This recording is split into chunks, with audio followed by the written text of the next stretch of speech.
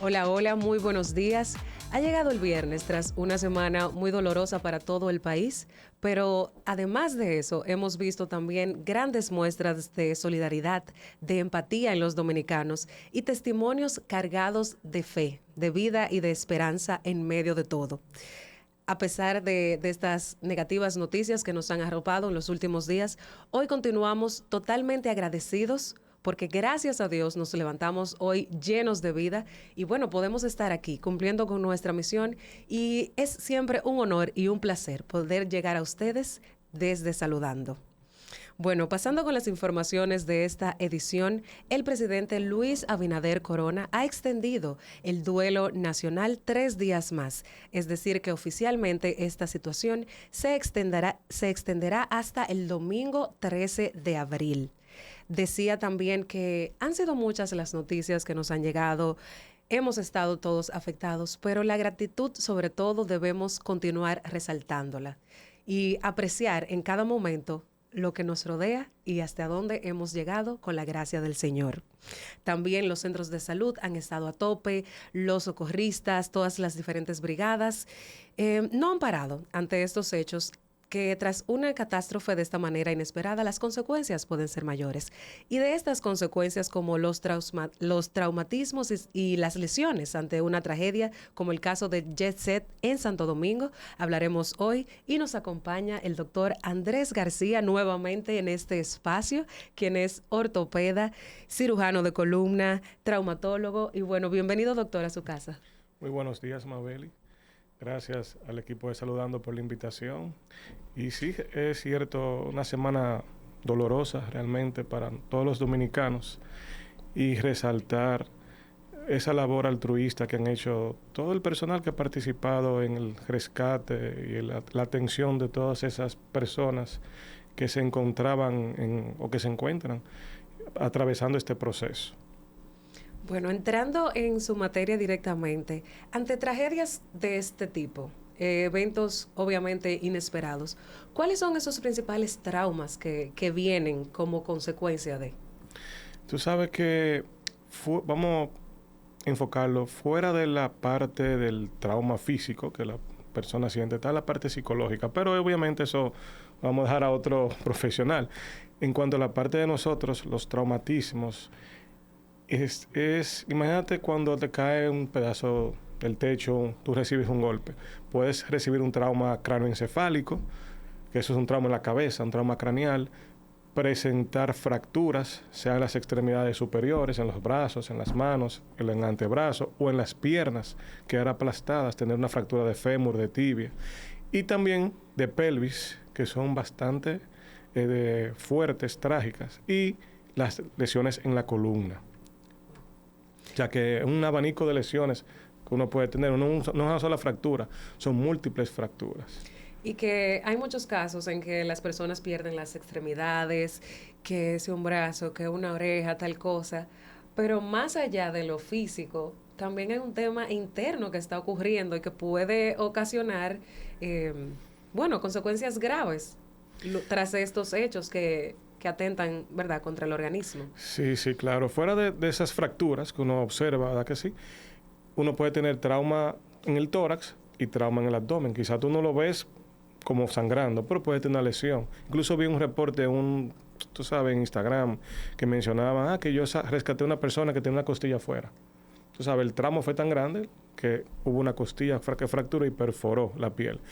Pero lo más importante y que debemos resaltar es que esas personas cuando quedan atrapadas y aplastadas pueden presentar más adelante una condición que es lo que se ha venido mencionando últimamente, que es el síndrome por aplastamiento, que es realmente lo que uno debe de manejar o tener en cuenta al momento de tener este tipo de pacientes. Y debe de ser manejado desde el momento que es del área del lugar de los hechos. No es que yo lo saqué y lo llevo al hospital y allá lo comienzo a tratar. Debe ser tratado del mismo lugar, o sea, si es posible canalizarlo. O sea, que es un asunto de una real emergencia. Inmediatez. Exactamente. Usted ha tocado varios puntos ahí importantes. Vamos a ver cómo vamos fraccionándolos. Exacto. Pero si me puede hablar un poquito más sobre ese tema del síndrome de aplastamiento. ¿Cómo se presenta más adelante una vez rescatada la persona? ¿Y cómo afecta directamente? Porque entiendo que está directamente ligado a su término, porque en esos momentos los órganos o el cuerpo está aplastado por una gran presión que luego entiendo que hay consecuencias internas en el cuerpo. Tú sabes, es bueno dividir el aplastamiento normal, que es la lesión, el trauma. O sea, te cae en la pared, te atrapa un brazo, un miembro superior, un miembro inferior, que generalmente lo que queda más frecuentemente atrapado, las extremidades inferiores. Sí. Con el pasar de las horas, esas células o ese músculo, ¿verdad que sí?, comienza a dañarse, para que los televidentes puedan entender, a dañarse y a producir toxinas. Y hay contenido que se encuentra dentro de ese músculo, de esas células, como por ejemplo el potasio, electrolitos como el potasio, el fósforo, que cuando se rompe esas células salen, ¿verdad que sí? Y cuando salen, que ese no es su ambiente natural, aunque están dentro de nuestro cuerpo, pero no es el ambiente natural, comienzan a transcurrir por el torrente sanguíneo. Y estas toxinas, al estar elevadas, pueden producir afectación en el sistema cardiovascular, o sea, a nivel cardiológico y a nivel renal. Porque a nivel renal, cuando las células del músculo estriado se rompen, liberan un componente que se llama mioglobina. Y esa mioglobina, que es donde el oxígeno se pega en el músculo para funcionar, para que el televidente entienda, llega al riñón y en el riñón se tapa, ¿verdad que sí? Y no puede filtrar, para que entendamos. Y entonces viene ahí, produce una insuficiencia renal. Entonces, no es solamente el asunto de que queda atrapado, que perdí la extremidad, sino es la parte ya sistémica que ocurre. Entonces, por eso esos pacientes, con el transcurrir de las horas, 4, 6, 8 horas, después de las 8 horas se considera bastante grave el tiempo transcurrido, pueden dar al traste a situaciones importantes que conllevan a la vida. Porque si tú me dijeras a mí, bueno, quedé atrapado con una amputación, una pérdida de la extremidad, resuelvo, pero no. El problema que puede llevar incluso hasta 70 días. O sea, un paciente que entra en diálisis, para tratarlo de sacar de ese punto, puede transcurrir 1, 2 meses, 3 meses. Entonces, es un largo proceso. Por eso tú ves que en las labores de rescate que ocurrieron, pacientes salían del área del evento, pero fallecían a las horas. Precisamente de eso también tenía una interrogante acá. Pasaron varias horas en esa tragedia, varias horas ahí atrapados, y luego fueron rescatados. Obviamente los familiares con bastante esperanza y demás, y un tiempo corto después ya perdieron la vida. Exacto. ¿Tiene entonces directamente que ver con eso que mencionaba que pasa dentro con el término del aplastamiento? Sí, es un asunto multifactorial, porque está el síndrome por aplastamiento que produce lo que te comenté, esa afectación cardiológica, porque esos electrolitos, como te dije, el potasio, el fósforo, fuera de su ambiente natural. Y también hay que recordar la pérdida de la sangre, porque quizás eso está aplastado, sí, pero está sangrando. O tienes un trauma intraabdominal o intratorácico que tú no lo estás viendo y está sangrando. Entonces, esa parte de esa afectación metabólica más la pérdida sanguínea que produce un shock hipovolémico son dos cosas que trabajan juntas, afectando el riñón y afectando el corazón.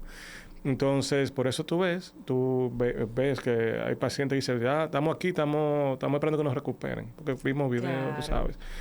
Y cuando los recuperaban, llegaban al hospital, pero estaba ya ese síndrome ocurriendo, ese proceso, y ahí viene la situación, que es un poquito difícil de sacar un paciente en esa condición, porque intervienen, es como si tú tuvieras una falla multiorgánica, pierde la sangre, tiene una afectación metabólica importante y es sistémico todo el proceso. Es más complicado de lo que parece, más complicado de lo que se puede ver a simple vista. Sí, porque nada más no se trata de sacar al paciente de los escombros. Incluso no sé si nos recuerdan algunos, cuando el terremoto de Haití, para poder sacar personas había que realizar la amputación en el mismo lugar. Sí. Pero eso no solamente para poderlo sacar, sino también para evitar ese síndrome de reperfusión. Porque cuando está aplastado, que se daña la célula en esa extremidad o en esa zona, cuando la sangre vuelve hacia allá, trae todas esas toxinas nuevamente hacia adentro. Y ahí viene el problema realmente. Por eso, cuando el paciente, si se puede, si lo permite, se debe canalizar inmediatamente en la zona del evento y de la tragedia, si se puede, y comenzar a tratarlo. Y luego, a partir de en el traslado, con las medidas adecuadas, preservando la columna cervical, tú sabes, la región torácica, o sea, haciendo las medidas adecuadas para el traslado del paciente, puede tener un buen resultado. Pero, como le digo, puede pasar hasta 70 días del proceso. Hablando precisamente de la movilidad, del traslado de los pacientes en estos casos, ¿cuáles son, mencionó algunas, sí, pero cuáles son esas como top, digamos que cosas que debemos tener muy, muy pendientes? Porque quizás en el afán de querer ayudar, aparecen muy buenos samaritanos que usted los ve, que entran en el lugar de los hechos y de una vez, pero no podemos hacerlo a lo loco, como se dice. ¿Y cuáles son esos principales errores que se cometen en este tipo de rescates? Tú sabes que yo diría que el principal error es tratar de querer socorrer tan rápido por la emoción y querer ayudar. Pero todo tiene un protocolo a seguir que debemos de respetar. Entonces, lo primero es identificar que el paciente no tenga una herida sangrante, una lesión vascular muy importante, porque evidentemente debemos de hacerle compresión o tratar de parar ese sangrado masivo si está ocurriendo. Y al mismo tiempo verificar cómo están las vías aéreas, si está respirando, ¿verdad que sí? Luego, hay que tratar de controlar la columna. Y la que nosotros siempre tratamos de preservar es la columna cervical, porque desde ahí es que nace, vamos a decir, la médula espinal, desde esta zona. El cordón espinal, la médula espinal. Y para evitar esas lesiones de la médula espinal secundarias, es decir, tú puedes tener una fractura y tú por la emoción no sentirla. Al principio, cuando tú te das un golpe, no sé si te has dado cuenta, tú no sientes dolor. Luego. Y hay gente que dice, no, yo seguí jugando o yo seguí caminando y cuando yo miré, ahí fue que yo me di cuenta, porque el mismo cuerpo tiene un sistema para que el dolor como apaciguar el dolor en ese momento. Entonces, hay que tratar de controlar la columna cervical, si se puede hacer con un collarín cervical a mano, cuando llegan los organismos de rescate, colocarlo. Y también cuando se va a sacar el paciente o la persona que se encuentra atrapada en los escombros, mantener siempre la columna torácica o dorsal en la mejor posición estable posible, sea en movimiento en tabla se llama. O sea, tiene que moverse todo como una sola pieza. Okay. Exacto. Y hay camas o tablas especiales para traslado de pacientes que se utilizan. No es un asunto de sacarlo corriendo, sino hacerlo por etapas y de la mejor manera posible. Pero siempre preservando la columna cervical y la movilidad de la columna y mantener estable la columna dorsal. Excelente. Gracias, doctor, por estas importantísimas sugerencias y hacer énfasis en el cuidado en estos procesos, porque más allá de fracturas físicas o de lo que vemos como roto, exacto, aquellas piernas o partes del cuerpo que aparentemente no están bien, hay mucho ocurriendo dentro. Y bueno, tras esta pausa continuaremos hablando con el doctor García sobre los traumatismos ante tragedias como estas, como el caso Jet Set. Usted quédese con nosotros.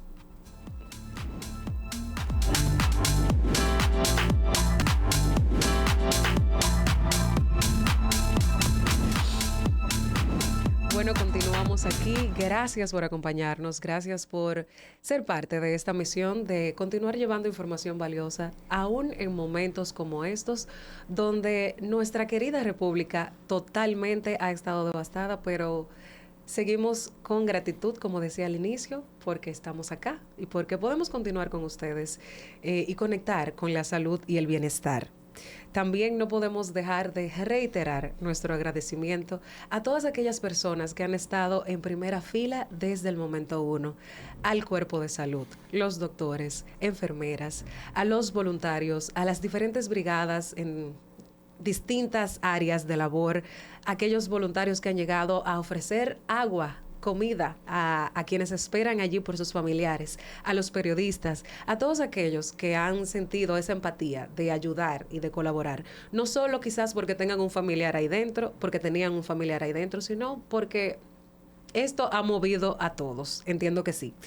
Y bueno, en una nota publicada en el portal N Digital, refiere que la Sociedad Dominicana de Ortopedia y Traumatología dijo este jueves que la actuación de esta población, de este tipo de personas y de los organismos de socorros, pudo marcar la diferencia y que los números no fueran quizás mayores, que gracias a la labor oportuna y al trato inmediato que se le dio al hecho, pudimos salvar más vidas.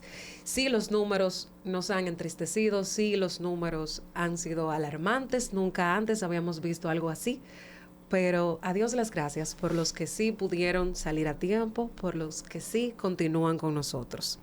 Y bueno, hablando de protagonistas, doctor, yo quisiera saber cómo manejan ustedes los médicos, cómo manejan este tema a nivel emocional también, porque no solo la población, no solo yo como dominicana y como, ¿verdad? Desde la empatía me siento afectada. Ustedes que están ahí delante recibiendo todo esto también, ¿cómo se lleva este proceso? Tú sabes que durante la formación, ¿verdad que sí? Uno hasta cierto punto se va acostumbrando a atender pacientes con lesiones graves. Y aunque la gente ve a uno de fuera a muchas veces diciendo, usted sí es duro, doctor, o cruel, entre comillas, vamos a poner la palabra, realmente tienen que recordar que el doctor o el médico es un ser humano. Y muchas veces, o casi siempre, o siempre, uno es empático con la persona, con el otro. Y realmente uno se sobrecarga emocionalmente, no es mentira. O sea, uno se pone, si me hubiera pasado a mí, si me hubiera pasado a un familiar, se une al dolor de la otra persona. Entonces, realmente, así como se está dándole soporte emocional a los familiares de las víctimas y a las víctimas, creo que debe darse soporte emocional a todas las personas que trabajaron en la labor de rescate y de atención a esos pacientes. Porque realmente es una situación difícil. O sea, tú estás atendiendo a un ser humano que es similar a ti. Igual, entonces uno quiere hacer lo mismo por el otro como también si lo fueran a hacer con uno. Entonces es un poquito difícil. Y hay que tener en cuenta que, como mencionaste, que realmente la labor incluso fue exaltada incluso por grupos de otros países. Por ejemplo, Puerto Rico, vi una noticia que estaba reconociendo que la labor fue hecha de manera como se hubiera hecho internacionalmente en cualquier lugar. Entonces eso quiere decir que estamos preparados para poder manejar ciertas situaciones como estas. Pero no quiero dejar de llamar la atención a las autoridades de que esto teóricamente puede haber sido, no voy a decir un aviso, pero sí una enseñanza para seguir previniendo, pero también vamos entrenando lo que pudiera ocurrir si tuviéramos un terremoto. Incluso en el minutos antes del programa estaba Elvin Vargas comentando sobre eso. Entonces, esto fue un foco. Fue en Santo Domingo, ocurrió esa tragedia. Pero si tuviéramos múltiples focos, Santo Domingo, Puerto Plata, Santiago de Dajabón, fuera algo que, tú sabes, importante. Y quizás en esta situación uno la ve, solamente afectó el jet set. Pero si hubiera afectado hospitales, si hubiera afectado caminos vecinales, si hubiera afectado edificaciones, o sea, múltiples focos, ¿cómo vamos a afrontar eso?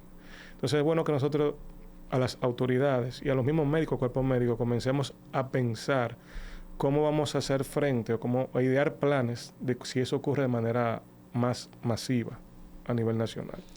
Lamentablemente, como dicen, de todo se aprende. Sí. Nos tocó esta catástrofe y hay mucho, sí, a partir de ahora que evaluar, que analizar y tomar medidas, sobre todo de precaución, como usted nos ha indicado. Exacto. Bueno, fuera del aire conversábamos también con el doctor Hemos visto y se hace énfasis en los fallecimientos y las causas de muerte y demás. Pero, ¿qué ocurre, doctor, en ese nivel de trauma y de lesión con esas personas que sí siguen con nosotros? Que han perdido, como decíamos, alguna parte de su cuerpo o que internamente, ¿cómo es él y ahora? Sí, tú sabes que esa es la otra parte del tratamiento médico. Ya estamos tratando de resolver la emergencia, ¿verdad que sí? O la urgencia que ocurrió. Pero aquí adelante vamos a tener pacientes que van a quedar con situaciones de cuadriplegia, paraplegia. Incluso vi en un comentario de una chica, no siento las piernas. Me rescataron, pero no siento las piernas. Que yo espero que lo voy a recuperar. Sí. Tú sabes, son cosas que tocan a uno, ¿verdad que sí? Entonces, esos pacientes que tienen lesiones medulares en distintos grados o que perdieron extremidades o que pueden quedar ahora al traste con problemas renales, son personas que van a tener situaciones que deben de comenzar a aprender a lidiarse. Va a venir un proceso de rehabilitación larga, porque si uno tiene una lesión en la columna, aunque muchas veces se haga un procedimiento o una fractura, hay un proceso de rehabilitación y de recuperación. Entonces, viene un proceso de rehabilitación que hay que hacer, que tiene que ser un apoyo familiar constante, nada más no del médico ni del sistema. Y esas pacientes hay que tratar de brindar el apoyo, tanto como hablábamos ahorita fuera del aire, psicológico. Sí. Ese aporte, ese soporte emocional es importante y fundamental.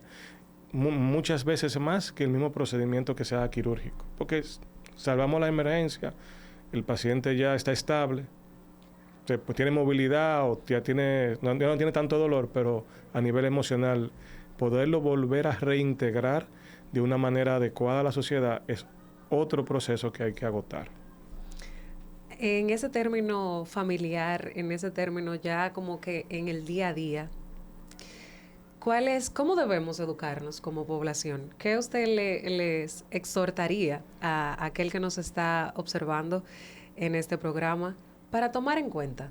No solamente, porque obviamente no podemos tampoco como incitar al miedo a que vivamos a la espera de lo peor, pero sí tenemos que tener alguna noción de preparación para poder salir adelante.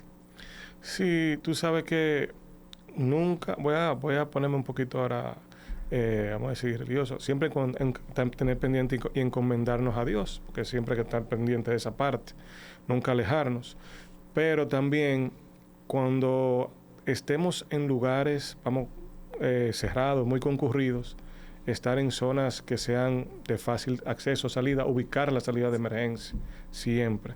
Esa es una. Hay que saber, en teoría, todos esos lugares deben tener o garantizar, ¿verdad? Que sí, que eso lo comenzábamos ya en otro programa, que tenga la seguridad adecuada.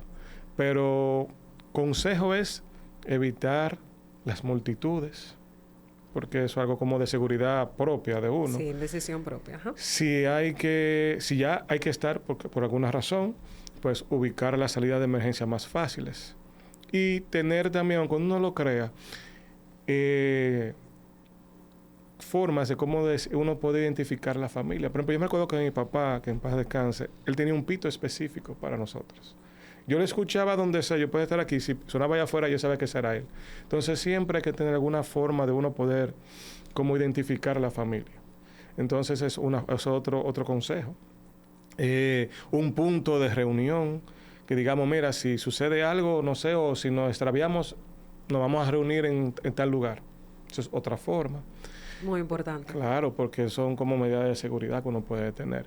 Y siempre conocer por lo menos el aspecto básico de la emergencia. Si uno tiene un sangrado a la población, que puede ocurrir no solamente en esta tragedia, puede ser un accidente en la calle. Si uno ve un sangrado, un paciente, con hacerle presión sobre la herida sostenida, eso puede tener el sangrado. Hasta que uno pueda aplicar un torniquete, hasta que uno pueda colocar un vendaje compresivo.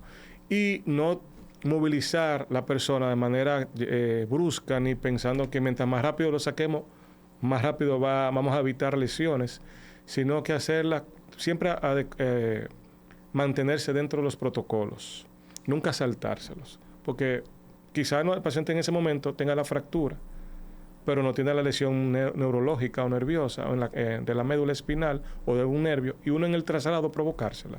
Entonces, se agrava la situación. No, y como decíamos, en el intento de querer ayudar, quizás podemos involuntariamente empeorar las situaciones. Por eso es muy importante seguir estas recomendaciones y que nos eduquemos un poco más al respecto. Y me incluyo, eso de la noción básica de los primeros auxilios, porque es que uno no conoce lo que pueda pasar y a quién tú pudieras salvarle la vida. Anoche veía el caso de la periodista Elianta Quinteros, que llevaron al joven al programa quien la rescató. Y él explicaba que él no estaba dentro de la fiesta y que no estaba supuesto a estar por ahí, que pasaba como a hacer alguna labor que tenía, entonces vio cómo todo cayó y algo dentro de sí le dijo, entra y ayuda. Gracias al cielo que él pudo, ¿verdad?, rescatar, decía alrededor de 12 personas, entre ellas esta periodista. Pero debemos educarnos, debemos tomar conciencia, debemos prepararnos un poquito más. Y a nivel interno, como usted decía, en nuestro núcleo familiar. Curiosamente, cuando mencionaba el tema del silbido, recordé una amiga que mencionó hace poco, hay sentimientos encontrados y opiniones encontradas respecto a los tatuajes. Yeah. Pero los tatuajes también, queramos o no, han servido en estos casos sí, para identificar. Recordé eso cuando mencionaba, que ella decía, bueno, algo bueno tendrán, aunque sea, lamentablemente, porque también hay muchos casos de personas que actualmente no han podido reconocer a sus familiares, que no saben, que no sabemos dónde están. Lamentablemente ya vimos también ayer cómo limpiaron el lugar, cómo se retiraron todos los escombros, sin alguna esperanza más de vida, pero que nos quede el mensaje de valorar lo que tenemos, de aprender cada día más y de continuar educándonos, diría yo. Sí, realmente yo entiendo que eso es parte importante de la vida, aprender de las lecciones. Así es. Y bueno, y como decíamos, seguirles dando las gracias a ustedes por acompañarnos. Gracias, doctor, por su tiempo, por las informaciones tan valiosas, por otorgarnos esta conversación de valor para todo nuestro público, que en medio de la desesperanza continuemos llevando valor, continuemos conectando con la salud, que es nuestra misión. Muchas gracias a ustedes por la invitación. Siempre cuando vengo acá me siento en mi casa realmente.